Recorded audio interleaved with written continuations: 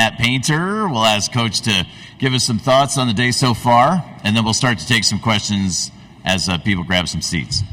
Yeah, we're obviously, just working towards, getting ready for our game tomorrow. And it was a joy to practice yesterday here. Always attended events, always around, always went to games at the Final Four to be able to be actually one of the teams that's out there practicing and doing things. So today's going to be a cool day with all the fans here, and to be able to go out there and really just have fun. You're going through your same routine that you would if there's no fans out there, but and I always thought it was cool because there's some fans that can't afford to go to the game or they can't get a ticket to the game, and this is their game. So to be able to go out there, and I know there'll be a lot of Purdue people in the stands that are going to the game, but still they get the opportunity of being here, a day early. So we're excited about it. If you have a question for Coach Painter, please raise your hand. We have 4 microphone stewards. They'll bring the microphone towards you. I have a question. Coach, Ross-Ade was just here to get his 2nd straight AP Player of the Year award, and we don't see a lot of times happen what just happened, which was you were here for that, and your entire team was also here to support Zach. We even took a question from one of your student athletes. Yeah. It seems like, first of all, it seems like you guys are loose enough to be doing that, to come here and right. See that sort of thing. And then why do you think that was important? Yeah. Well, I think obviously he's our pillar and the guy we work around and what we do, but it's not something from an attention seeking that I think he likes. He's gotten more comfortable answering questions and getting that kind of attention. But at the end of the day, he just wants it to be a team game, and he wants the attention to go to everybody. So he does a great job of facilitating that and being humble, and that's refreshing. Who doesn't want to play with a great player, but also a great player that's unselfish and humble like he is? And he's learned to take some things in stride and understand, it's his value, but it's also the value of our team. On the right side, Lane.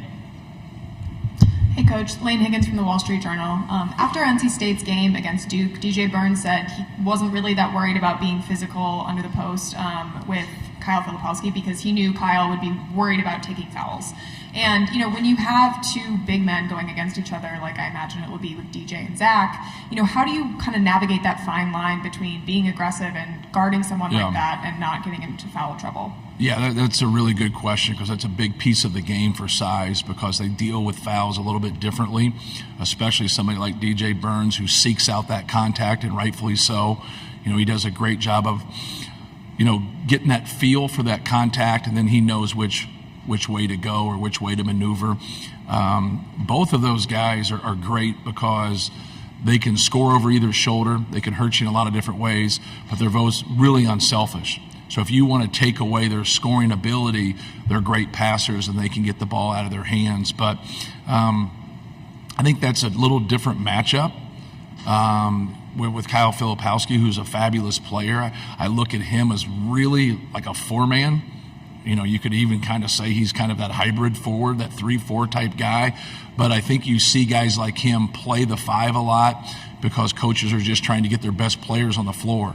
So if they got more big guys, then he can move over to the 4. If they think their guards are better, they stretch it out and they put him at the 5 and do different things. But with Zach, obviously, he is a 5. He's closer to a 6 than he is a 4. And so I think that matchup's going to be, a great matchup. More than anything, it's trying to be physical without fouling. It's something we talk about a lot. Sometimes we're good at it, sometimes we're not. I think everybody kind of struggles with that. But at the end of the day, it's making people earn their points and stay in the game. And so that's something that he wants to do, DJ Burns wants to do, and that's something Zach wants to do, but also that other team's trying to attack you. So it's, you kind of got to manage that as a coach, especially if you get that 1 foul, and obviously if you get that 2nd foul in the first half. Coach, our next question, all the way down the left field line, back to the warning track with Andy Katz. Matt, the names that were rattled off for winning this award, separate the NBA part here, just college basketball.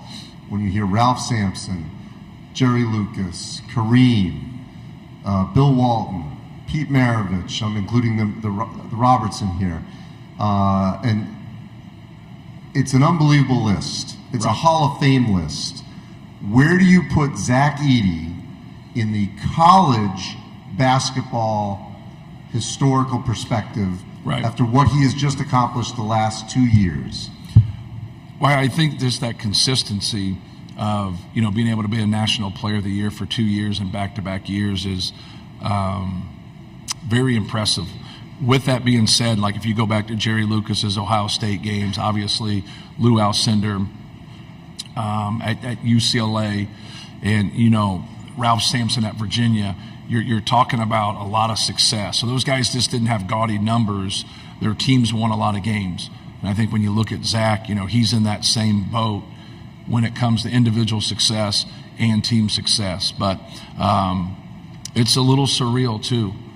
So like when we've talked about it, Andy, like when he'll pass certain guys, like the scoring in the Big Ten or the rebounding in the Big Ten, like he's going by Cassie Russell or he's going by Walt Bellamy.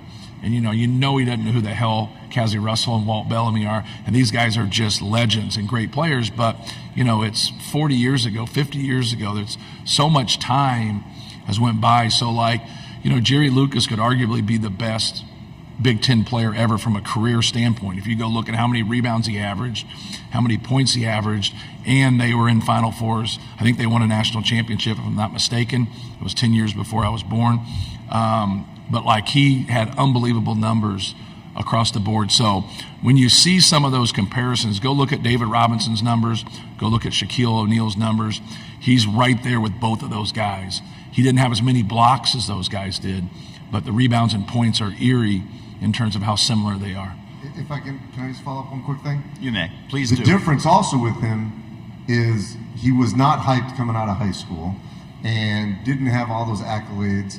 I know obviously freshmen couldn't play many decades ago, but still, what does that say about Zach that he had to go on this learning curve to get to this elite status? Yeah, in that group of guys, he's the outlier. There's no question about that, because from Lou Alcindor to Jerry Lucas, Elvin Hayes has been in a lot of these discussions. Ralph Sampson, like all of those guys coming out of high school were the best player in the country. And then they ended up being the best player in college, and they ended up having great NBA careers. So it says a lot about him. It says a lot about his development. Obviously, he has elite size. He's really improved his lateral movement, his mobility overall. Rebounds out of his area, can change the ends, can play ball screen defense, which is so important. He's a great passer now. He has, in a couple of those areas that I've said positive things about, he just wasn't there 4 years ago. And so now that improvement and that development, you really got to give credit to him, give credit to his teammates. Brandon Brantley, one of our assistants, has put in a lot of time with him, watching video, working on things, just being fundamentally sound. And, kudos to him. And he doesn't have a wall. You're the best player in the country when you're 14 and you recruit them when they're 18 or 19. Like, you feel pretty good about yourself, right? Like, he just doesn't have that element to him. He just takes things in, and we communicate and kind of collaborate, and then we just kind of go from there, and it's pretty refreshing. All the way up front on the left side. Hey, Matt. Brennan Quinn from The Athletic. I think the last game in Detroit was your worst shooting night of the season, I believe. Leaving there, what was the feeling of, rebound half the misses, like how good is that, and what a weapon to have versus I would prefer not to have the worst shooting night in the regional finals. Well, it's what I said after the Gonzaga game is after we made a lot of shots, who are we if we miss those shots? Can we still grind that game out and beat Gonzaga? It's very hypothetical, but then the next night that happened. And so our dominance on the glass, Zach's dominance inside, they want to limit our threes, and they did. We were 3 for 15, and even though Lance made a big one, there at the end of the game. And so I think that's the balance that we search. We search Zach getting the basketball, Braden Smith playing through ball screen action, but having that balance of, getting to 9, 10, 11, 12 threes to go along with Zach posting up and scoring the basketball. And if you don't get it, how are you going to offset that? And I think we offset that through getting some key stops late in the game and the rebounding that you mentioned. Sure. When you look at past Final Fours and the domes and the shooting numbers Right. and things like that, like, are you even planning on potentially crashing harder or whatever? Like, how do you see Yeah. it as a weapon possibly for 2 more games? Right. Well, I think, we're a great offensive rebounding team. So our problem is if we turn the ball over. I don't think our problem is if we miss shots as much, even though we're obviously not trying to miss shots, right? But that's where we've gotten into our issues. I think we're 27-0 with 13 turnovers or less. And I think we're 6-4 with 14 to 17 turnovers. 17 is the most we've gotten this year. So when we get into there, we're still, we can still win those games. But when we've had 13 turnovers or less, even when we struggle shooting the basketball, we've been successful. They're a little bit tighter, more of a grinder type games, but we've been successful there. Center of the room, Jeff. Jeff Borzello, ESPN. Lance, Lance has been sort of viewed as the missing piece, or at least the biggest difference personnel-wise from last year. What did you like from him when he was in the portal, or what you saw in film from last season? Yeah. And what has he kind of brought to the table this season? Yeah, well, we felt that, we needed a combination of some athleticism, some quickness, a guy that can make a shot, and somebody that can guard. And he's been able to give us, all those elements. The thing that you don't know is just how they are. They're kind of their makeup, even though you try to figure it out. He's got a great personality about him. He's got a good way about him. He competes, but he's got a smile on his face. He's a joy to be around. And he had a good college coach in Brian Mullins at Southern Illinois. He had a really good high school coach at Mike Ellis. And I'd coached one of Mike Ellis's other guys who really knew how to defend and really knew what was going on defensively when he came here. So you knew you had that. And that's kind of the way of the world right now. It's kind of the landscape. We got the fruits of their labor. We were very fortunate to be able to get somebody that was a quality player that could step right in. And now we were just kind of piecing the puzzle, where other programs, I think that's a much harder thing. So that's like a tip of the cap to NC State, because all of their guys, most of them, have come from other places, and Coach Keats has done a great job of piecing that puzzle together. It took them a little bit longer, but that's what I've told our team. That's that 9-0 team. They're not they were 17-14 at one time. That team's gone. That's not their team. Their team is 9-0, but that takes a little bit of time when you're piecing everything together, and you got 5-6 guys that have been there a year, or been there a week, or been there 2 years, versus Zach Eady's been there 4 years. Braden and Fletch are morphing into their sophomore year. Mason Gillis is in his 5th year. Trey Kaufman's in his 3rd year. You can go right down the thing, for us, and we have an international trip. So I think that was good for Lance, being able to go on that trip and play with our guys and get a feel for things. The row behind on the left. Coach. Mark Sigler, San Diego Union Tribune. We've seen this resurgence in the big man in college basketball at a time when the NBA kind of has gone the other direction. How do you see those two styles of play evolving in the future now that we've had this season with big men in college? Do you think it continues in college, or does it morph in the NBA? It's a good question. I think it can go either way. I think it would definitely be more in the NBA if the best player is Shaquille O'Neal, because you got to have a couple guys on every roster to guard him. If you have more players like him, that's the best player in the whole league, which he was for, 8 to 10 years. He was dominant, and his career was longer than that, but I would be safe to be able to say that. When the best guy, or you have a couple guys like it, so just think David Robinson, Akeem Olajuwon, Shaquille O'Neal, on down the line, right? There's a lot of Patrick Ewing. There was a lot of great centers through that era. If that happened again, even though the game has evolved, it would shift, because they're the best players, right? They're the best players. Doesn't mean there's not good guards and forwards in the NBA, because there's a bunch of them. But I think that would really change some things as, coming Yao Ming, if can he go and do some things and be able to play like that, or if he was coming at that time. I don't understand that piece of it, because the only thing I've ever tried to do on our level, and which is much different than the professional level, is just circle things around our best players, right? And so that's what we do. Who brings value to Zach, and how does Zach bring value to you? And then we try to talk about that. Like, so if you can make a shot and not turn the ball over and you can, feed the post, you're gold for us, because that makes you better and that makes him better. So it's an interesting question. I don't know if you can just give a straight answer to that, but I know that would upset the apple cart if somebody is that dominant like a Timmy Duncan or a Shaquille O'Neal. On the left side of the aisle, Billy. Billy Witz with the New York Times. Matt, the college athlete experience is probably a little bit different now than when you played, with questions about employment and revenue sharing and NIL. I'm just wondering if the term student athlete feels outdated to you. It's a fabulous question, first of all.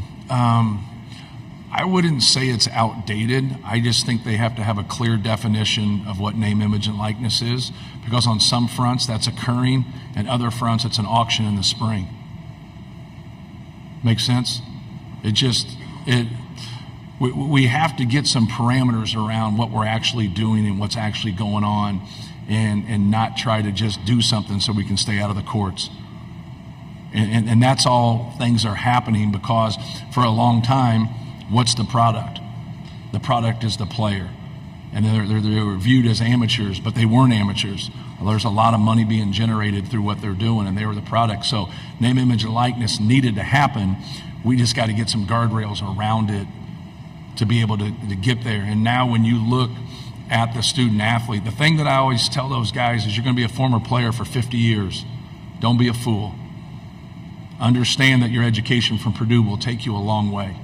Understand that. But also the contacts that you will make and how you treat people will take you a long way. We all know guys that are very, very talented in all of our professions that don't know how to treat people because they're so damn talented. They think they can get away with it. And that normally ends up being sour milk. Nobody wants to work with that person or be around that person, even though they're talented. Don't be that way. Get the big picture of what's going on. Get the big picture of life. Treat people the right way. But learn to kill it in two different avenues. Kill it through basketball and kill it through education, and then things will work out for you.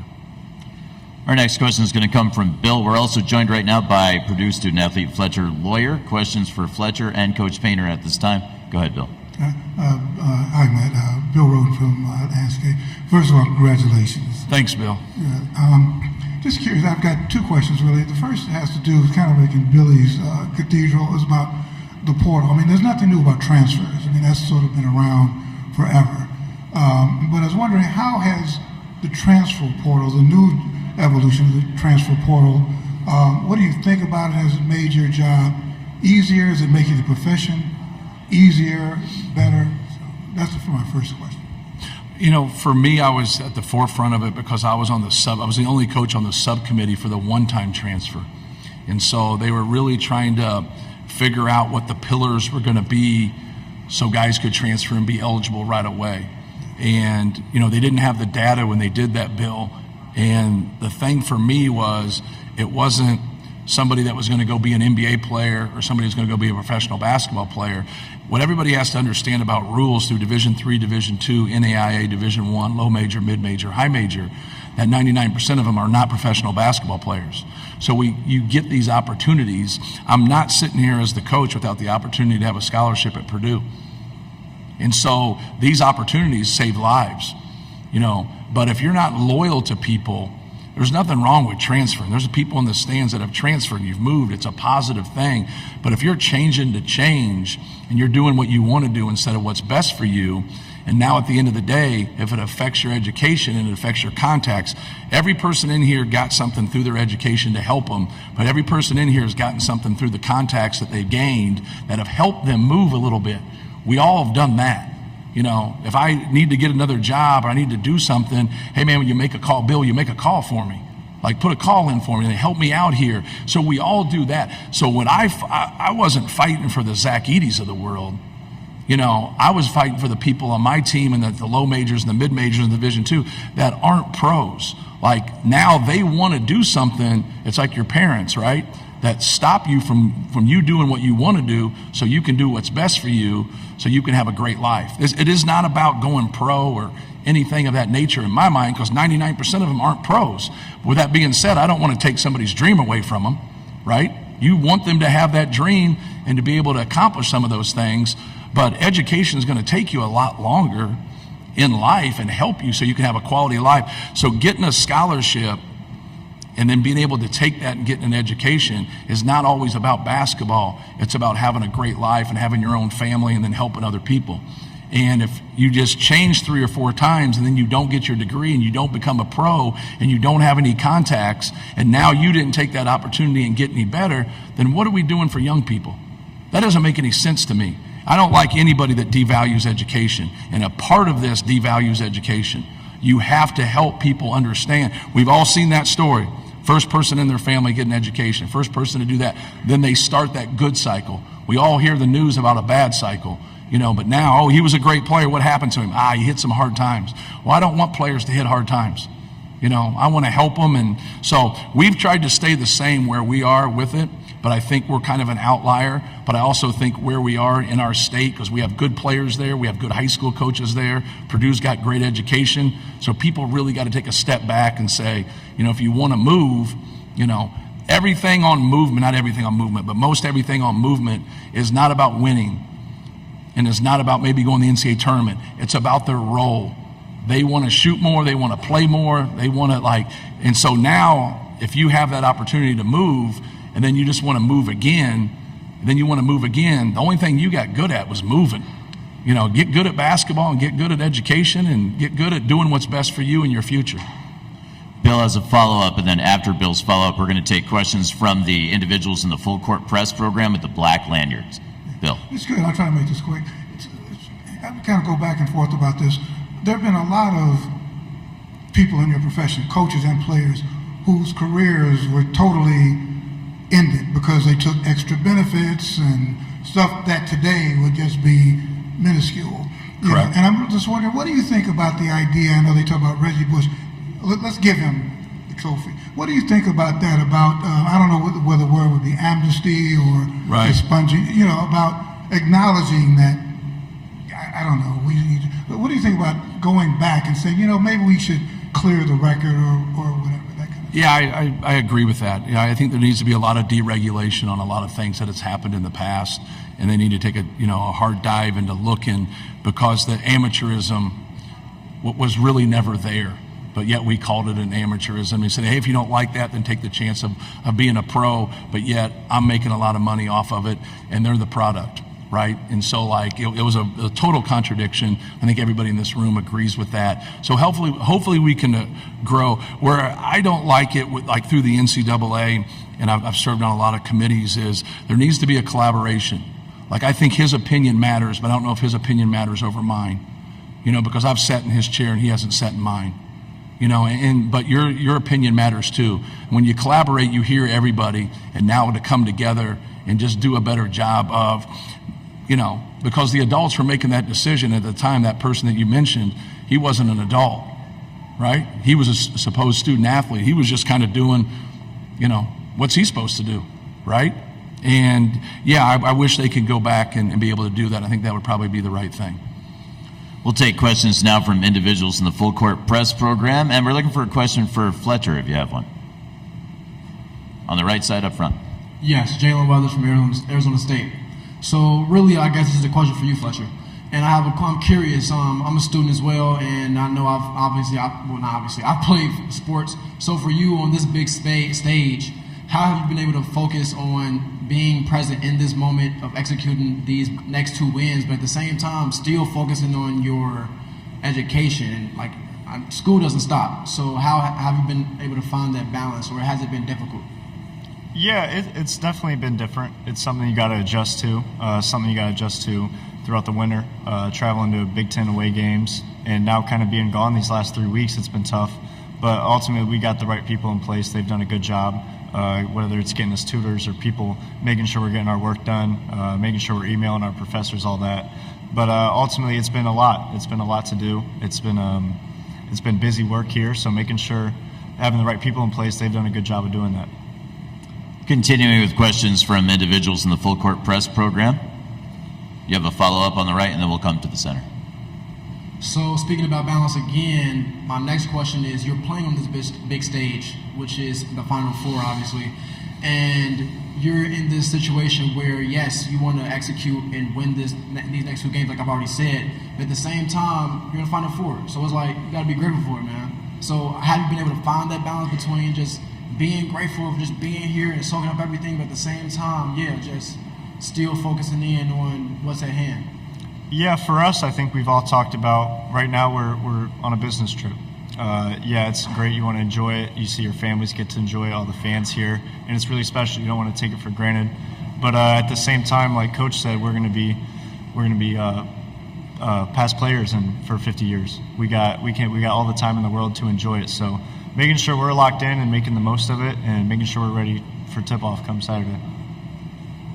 In the second row on the right. Hi, James Morrell from Arizona State. Purdue has been no stranger to success, making it to their 9th consecutive appearance here in the tournament. But in the prior 8 seasons, you haven't quite made it to this point. What has been the separator between those 8 seasons and now? Obviously playing better at key times. A lot comes to matchups. For us, our losses have been to more to low to mid-major teams. So that's something like you take a hard look at.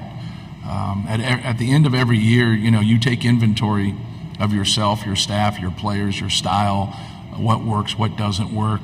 And I don't like to think in theory. I like to crunch it and get it figured out.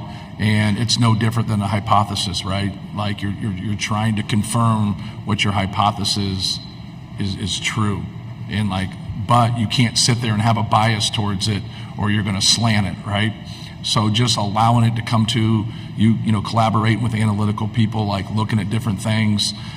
For me, as the season progressed, I just felt like I had to play more offensive guys. I think that allows us more spacing with Zach, that allows Braden Smith to navigate through ball screens better, and then it allows the people that do have skill, they have a decision to make. So if you just want to take Fletcher away, you just gave Zach and Braden more space. If you don't and you want to shrink from that, you just gave him opportunities to shoot the basketball and play into the closeouts and get the angles, which is definitely going to help him.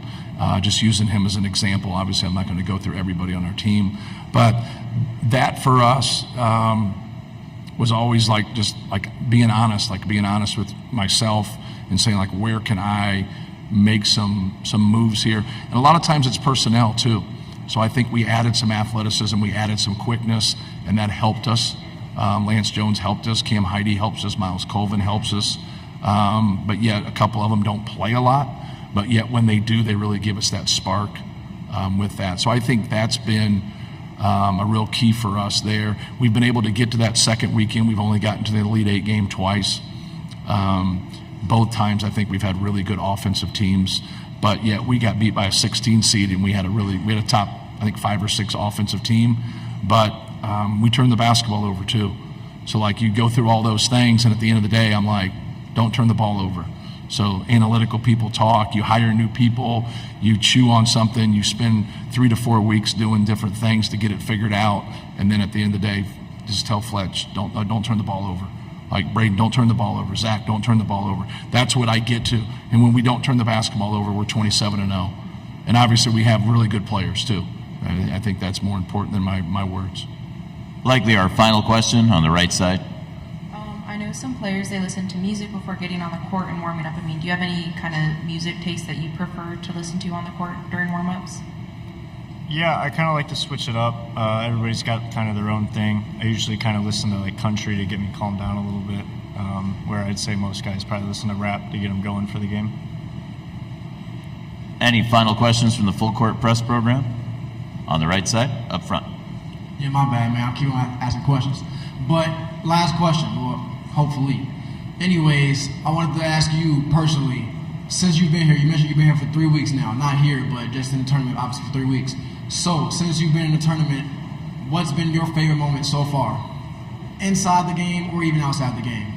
Yeah, I have 2. I'd say hearing that buzzer against Tennessee, knowing all the work we put in, we got to the Final Four. One of our goals start of the year, something that we worked really hard to do that obviously we didn't get to do last year. So that, and then coming home off the airplane in West Lafayette, seeing all those fans there on a Sunday night, it means a lot to us. We know us playing hard and us winning games, they like that. They cheer us on, they support us, win or loss. So kind of putting on a show for them and them welcoming us when we got back. Coach, did you have a favorite moment from the last few weeks that anything stands out? Obviously, winning against Tennessee to go to the Final Four, just it's a relief, to be honest with you. Like, obviously, you want to cherish the moment. And then for Coach Katie, that was cool for him. He deserved to coach in a Final Four, and he wasn't able to do that. But him being a part of this is pretty cool. So, do you have any moments of living with Coach Katie and you want to share? That's all the time we have for this session, but we want to thank Fletcher Lawyer.